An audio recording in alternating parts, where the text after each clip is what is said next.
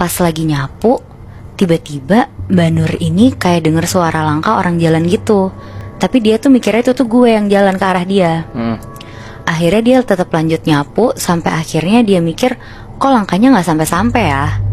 Akhirnya dia nengok ke belakang buat mastiin.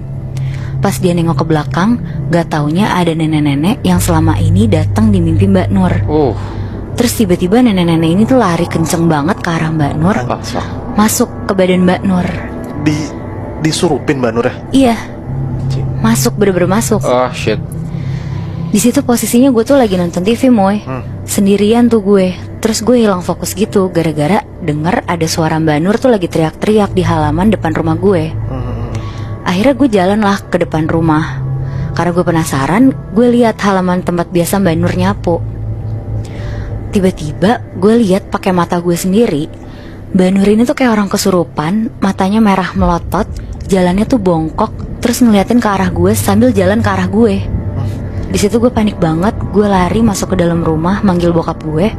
Pah, itu Mbak Nur di depan rumah kesurupan.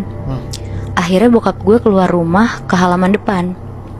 Tapi pas bokap gue keluar rumah tuh gak ada Mbak Nur sama sekali. Jadi Mbak Nur ini tuh tiba-tiba hilang gitu aja. Kita cari sekeliling rumah, di ruang tamu gak ada, di kamar gue gak ada juga. Bahkan bokap gue nyari ke jalanan depan rumah gue, di situ pun Mbak Nur juga gak ada. Sampai akhirnya Mbak Nur ini tuh ketemu. Ternyata Moy, Mbak Nur itu tuh ketemu di dalam kamarnya, lagi jongkok di depan tong sampah. Mbak Nur lagi ngejilatin pembalutnya dia yang masih ada darahnya. Di situ gue sekeluarga kaget banget dan akhirnya bokap gue narik Mbak Nur keluar dari kamarnya. Akhirnya didoain lah segala macam sama bokap gue.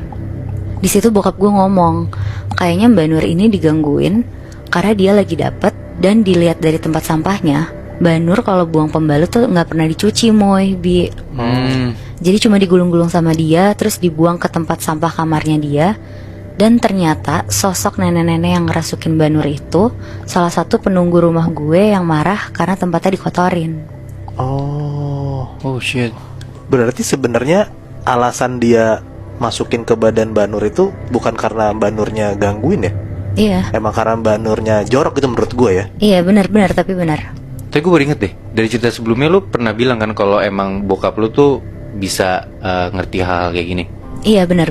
Untung aja sih Moy ada bokapnya Nadila, kalau nggak ada yang bisa bantuin gak sih? Iya benar. Iya cuma bokap gue doang yang bisa bantuin waktu itu.